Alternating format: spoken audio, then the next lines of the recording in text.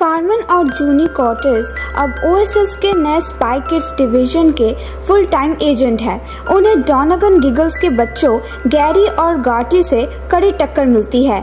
Dinky wings के theme park trouble makers में president की बेटी अलेक्जेंड्रा को बचाने के मिशन में गिगल्स भाई बहनों द्वारा उनसे बेहतर प्रदर्शन करने के बाद कार्मेन गैरी का बचाव करती है, जिससे जूनी के साथ उसके रिश्ते खराब हो जाते हैं। ओएसएस अवार्ड बैंक्वेट में डॉनगन प्रेसिडेंट की टेलीप्रॉम्प्टर को हैक कर लेता है और ग्रेगोरियो कॉर्टेस की जगह ओएसएस का डायरेक्टर बन जाता है। कुछ ही समय बाद मैग्ना मेन के एक ग्रुप द्वारा एडल्ट्स को बेहोश कर दिया जाता है, जो ट्रांसमोकर नामक एक डिवाइस की तलाश में है जो सभी इलेक्ट्रॉनिक डिवाइस को बंद कर सकता है। गैरी जूनी से हाथापाई में ट्रांसमुकर गिरा देता है, जिससे मैग्ना मैन उसे चुरा लेते हैं। गैरी जूनी पर चोरी का आरोप लगाता है, जिसके कारण डॉनगन उसे ओएसएस से निकाल देता है, जिस पर ग्रेगोरियो को बहुत आपत्ति होती है। अगले सुबह कार्मेन डाटाबेस को हैक कर लेती है, जूनी का एजेंट का दर्जा बहाल कर देता है और उन्हें ट्रांसमोकर को वापस लाने का काम सौंपती है, जो मूल रूप से गैरी और गार्टी को सौंपा गया था। वो एक रहस्यमय द्वीप पर पहुंचते हैं जहां कोई भी इलेक्ट्रॉनिक डिवाइस काम नहीं करता।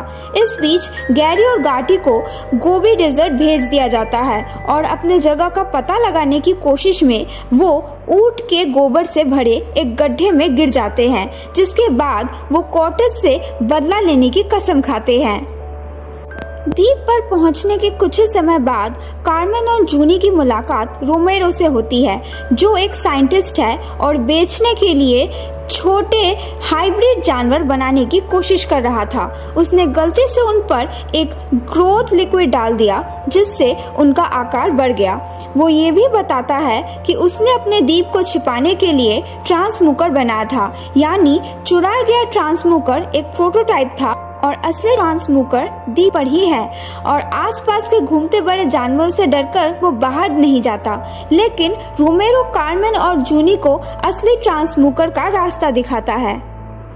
यहाँ उनके लापता होने के बाद ग्रेगोरियो और इंग्रिड कार्मेन और जूनी का पता लगाना शुरू करते हैं, जिसमें इंग्रिड के माता पिता भी शामिल हो जाते हैं।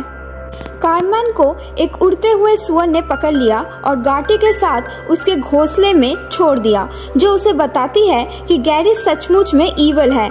जब वो जूनी और एक मकड़ी बंदर पर हमला करता है, जिससे उसकी दोस्ती एक स्लीजर से हुई थी, तो कार्मेन उससे इनकैपेसिटेट कर देती है। यहाँ जूनी से इनकरेज्ड होकर रोमेरो अपने लैब से बाहर निकलता है और पाता है कि उसके जीव उसके सोच से कई ज्यादा फ्रेंडलियर है। कार्मेन और जूनी आखिर में ट्रांसमोकर को ढूंढकर वापस ले आते हैं, जिससे द्वीप के चारों ओर का आवरण नष्ट हो जाता है और जब उनका परिवार उनके साथ आ जाता है तो वो सरप्राइज हो जाते हैं। फिर डॉनगन उस परिवार का सामना करता है और ट्रांसमोकर ले लेता है और ग्रेगोरियो से झगड़े के बाद उससे कॉर्टेस परिवार को नष्ट करने की कोशिश करता है, लेकिन वो फेल हो जाता है और यहाँ गार्टी बताती है कि उसने उसे नुकसान पहुंचाया था और डॉनगन को धमकी देती है कि वो उसके माँ को सब कुछ बता देगी, जिससे डॉनगन बहुत डरता है। यहाँ रोमेरो अपने जीवों के साथ पहुंचता है और प्रोटोटाइप ट्रांसमुकर को भी नष्ट कर देता है। प्रेसिडेंट और उनकी एम्प्लॉय द्वीप पर पहुंचते हैं और वो और उनकी बेटी डॉनगन को नौकरी से निकाल देते हैं। यहाँ गैरी को टेम्परेरीली डिसवाउट कर दिया जाता है और अलेक्जेंड्रा ग्रेगोरियो को ओएसएस का डायरेक्टर करती है। हालांकि उसे प्रमोशन का ऑफर दिया जाता है, लेकिन जूनी को फंसाए जाने के बाद ओएसएस द्वारा किए गए इम्पर्सनल ट्रीटमेंट के कारण वो रिजाइन दे देता है। जैसे ही कॉर्टेस परिवार द्वीप छोड़ता है, रोमेरो जूनी को एक छोटा मकड़ी बंदर गिफ्ट में देता है और द्वीप के निवासी कॉर्टेस परिवार को विदाई देती है। क्रेडिट के दौरान इसादो और मखेट कोर्टेस एक कॉन्सर्ट होस्ट करते हैं जिसमें कार्मेन, जिसके पास एक माइक्रोफोन है जो उसे गाने में मदद करता है और एक बेल्ट है जो उसे नाचने में मदद करती है, और जूनी, जिसके पास एक गिटार है जो खुद बजता है, शामिल है। लेकिन उन्हें बहुत देर से एहसास होता है कि उन्होंने मंच पर आने से पहले इन डिवाइस में कभी बैटरी नहीं डाली थी।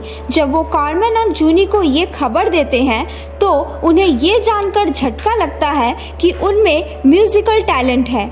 जैसे ही क्रेडिट खत्म होता है, टिंकी विंग्स एक बिजनेस डील की ऑफर करने के लिए रोमेरो के द्वीप पर नाव चलाता है और एक स्लिजर्ड उसका हाथ लगभग काट ही लेता है।